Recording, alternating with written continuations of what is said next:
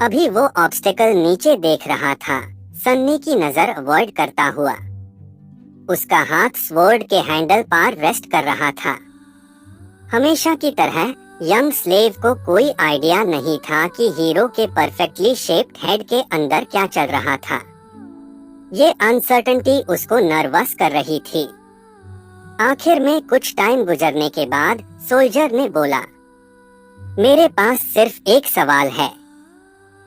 सन्नी और स्कॉलर दोनों उसको घूरते हुए अपनी सांस रोके रहे।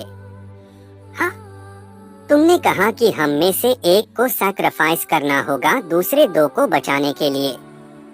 उसके लिए क्यों? जहाँ तक मैं देख रहा हूँ, तुम कब्र के काफी ज्यादा करीब हो। एक जबरदस्त सवाल, मैं भी यही पूछने वाला था। सन्नी ओल्डर स्लेव की तरफ मुड़ गया, एक मॉकिंग ग्रेन को सप्रेस करने की बहुत कोशिश करता हुआ। पर उसके डिस्मे के लिए स्कॉलर के पास जवाब रेडी था। पहले अटैक से पहले वो ऑलरेडी तुम्हारे सीनियर के विप की वजह से ब्लीड कर रहा था। अटैक के दौरान वो एक फेलो स्लेव के ब्लड से ड्रेंच्ड था। उसका क्लोक भी जैब प्रीवियस ओनर मारा, उसमें ब्लड सोक्ड था।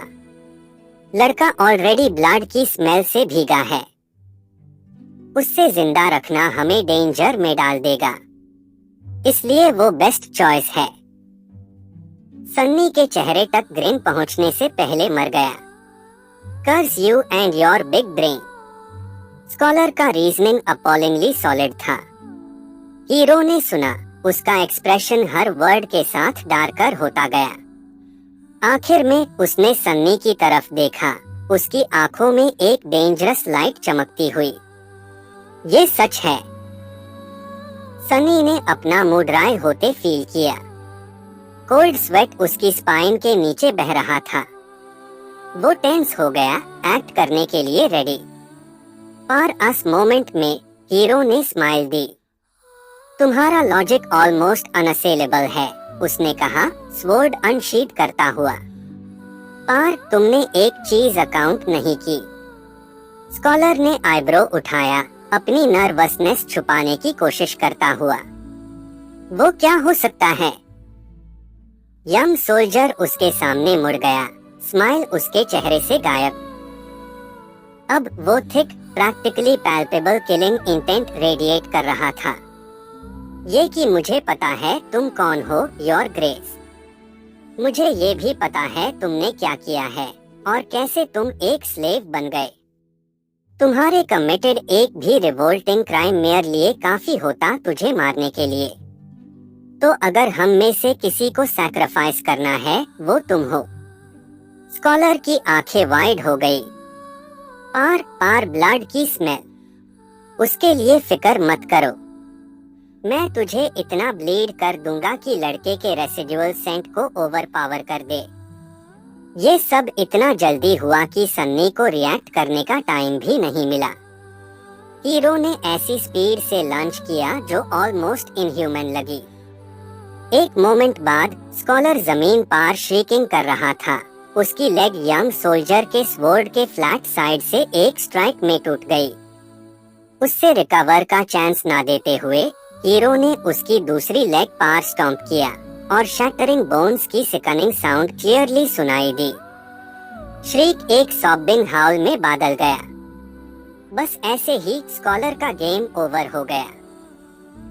हीरो के एक्शंस की ब्रुटैलिटी उसके यूजुअली ग्रेसफुल डिमीनर के साथ इतनी स्टार्क कंट्रास्ट में थी कि सन्नी ने अपने वेन्स में ब्लड को आइस में बदलते फील किया। ये स्कैरी था। सोल्जर ने उसको एक काम लुक दी और प्लाचिड टोन में कहा, यहाँ मेरा वेट कर। फिर उसने ओल्डर स्लेव को ग्रैब किया और पाथ के नीचे ड्रैग किया। जल्दी ही एक रॉक आउटक्रॉपिंग के पीछे डिसअपियर हो गया। कुछ मिनट्स बाद वाइंड में टेरेबल स्क्रीम्स एको करने लगी। सन्नी अकेला रह गया, ट्रेम्बलिंग। क्रैप, ये टू मच है। उससे अभी भी बिलीव नहीं हो रहा था कि स्कॉलर का डिमाइस कितना सडन था और कितना रूथलेस। कुछ टाइम बाद हीरो वापस था। ऐसा एक्ट करता हुआ जैसे कुछ हुआ ही ना हो। पर ये नॉर्मल सी हाय सन्नी को सबसे ज्यादा अननर्व कर रही थी। स्कॉलर के रक्सैक के कंटेंट्स सॉर्ट करके और ज्यादातर फायरवुड फेंककर यंग सोल्जर ने उसको अपने शोल्डर पार डाला और नॉनशैलेंटली यंग स्लेव की तरफ मुड़ गया। चलो, यूं जल्दी करनी है। क्या बोलना है ना जानते हुए सन्नी ने उसको नोट दिया और आगे चला। अब सिर्फ 2 लोग बचे थे। ये थोड़ा स्टूपिड था, पर सन्नी सडनली लोनसम फील करने लगा। स्टोन पाथ पार चलना माउंटेन वॉल स्केल करने से काफी आसान था। उसके पास अननेसेसरी थॉट्स के लिए भी टाइम था। एक स्ट्रेंज मेलंकली का फीलिंग सन्नी पार डिसेंड हुआ। समहाउ उसको लगने लगा कि इस नाइटमेयर का एंड जो भी हो अब दूर नहीं था। उन्होंने कुछ टाइम साइलेंस में चला, फिर हीरो बोला, जो हुआ उसके लिए गिल्टी मत फील कर। ये तुम्हारी गलती नहीं है। डिसीजन मेरा था और सिर्फ मेरा। यंग सोल्जर कुछ स्टेप्स आगे था तो सन्नी उसका चेहरा नहीं देख सका। बिसाइड्स, अगर तुझे इस आदमी के सिंस पता होते, एक्चुअली बेटर है कि नहीं पता। बस मुझ पर ट्रस्ट कर जब मैं कहता हूँ कि उसको मारना जस्टिस का एक्ट था। मुझे वंडर है हम में से कौन गिल्टी फील कर रहा है। ये लोग हमेशा अपने एक्शंस को रैशनलाइज करने की कोशिश, हमेशा डेस्परेट एक इल्यूजन ऑफ राइटियसनेस मेंटेन करने के लिए चाहे कितनी भी फाउल चीजें कर रहे हो। सन्नी ने इस हिपोक्रेसी से नफरत की। जवाब ना मिलने पर हीरो ने चकल किया। तुझे बात करना पसंद नहीं है ना? Well, fair enough. Silence is gold. उसके बाद उन्होंने फिर बात नहीं की, हर एक अपने थॉट्स में बिजी। सूरज सेट हो रहा था, वर्ल्ड को मिलियन शेड्स ऑफ क्रिम्सन में पेंट करता हुआ। इतनी हाइट पर एयर क्लीन और क्रिस्प थी, स्कारलेट लाइट के स्ट्रीम्स से पियर्स्ड। नीचे मैरून क्लाउड्स का सी माउंटेन के पास धीरे रोल कर रहा था। स्टार्स और मून वर्मिलियन स्काई में रिवील होने लगे थे। ये काफी ब्यूटीफुल था। पर सनी सिर्फ ये सोच रहा था कि जब सूरज फुली डिसअपियर होगा तो कितनी ठंड होगी। इससे पहले कि ऐसा हो, हीरो ने उनके लिए एक शेल्टर ढूंढ लिया। आंख से थोड़ी दूर टॉल रॉक्स के पीछे हिडन एक नैरो क्रेविस थी जो माउंटेन के स्लोप में एक्सटेंड होती थी। पियर्सिंग वाइंड से सेफ होने की खुशी में उन्होंने क्रेविस एक्सप्लोर किया और एक छोटी वेल कंसील्ड केव में एंड अप किया। सनी ने फायरवुड अनबंडल करने के लिए मूव किया, पर हीरो ने सर हिलाकर उसको रोक दिया। आज हम फायर बनाए बिना कैंप करेंगे। बीस्ट बहुत क्लोज है। वर्म फ्लेम्स के बिना कैंप करना प्लेजेंट नहीं होने वाला था, पर कम से कम केव के अंदर वो फ्रीज टू डेथ नहीं करने वाला। किसी भी केस में अल्टरनेटिव बहुत फ्राइटनिंग थी।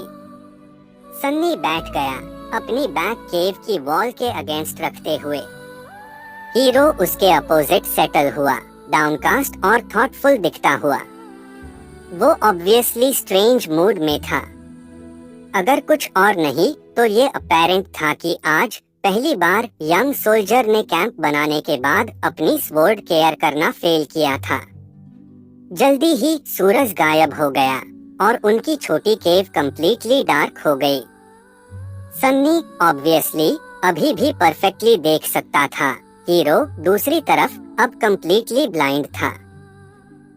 डार्कनेस में उसका हैंडसम चेहरा नोबल और किसी वजह से सोरोफुल लगा। सनी ने उसको स्टडी किया, सोने के लिए विलिंग नहीं। थोड़ी देर बाद हीरो ने सडनली धीरे आवाज में बोला, जनता है ये स्ट्रेंज है। यूजुअली मैं किसी की प्रेजेंस फील कर सकता हूँ, चाहे एब्सोल्यूट डार्कनेस हो, पर तेरे साथ कुछ नहीं। जैसे तू बस एक शैडो है। सिर्फ साइलेंस के जवाब में उसने स्माइल किया। सो गया क्या? सवाल डार्कनेस में एको किया। सन्नी, जिसने कभी हीरो से बात नहीं की थी जब तक अर्जेंट नीड ना हो, और तब भी सिर्फ कुछ वर्ड्स हाय, अब उनके बीच एक स्ट्रेंज इंटीमेसी फील किया। इसलिए उसने बात करने का डिसाइड किया। शायद डार्कनेस ने उसको करेज दिया। बिसाइड्स एक ओकेजन था। क्यों? क्या तू वेट कर रहा है कि मैं सो जाऊं ताकि तू मुझे मार सके? या सुबह करेगा?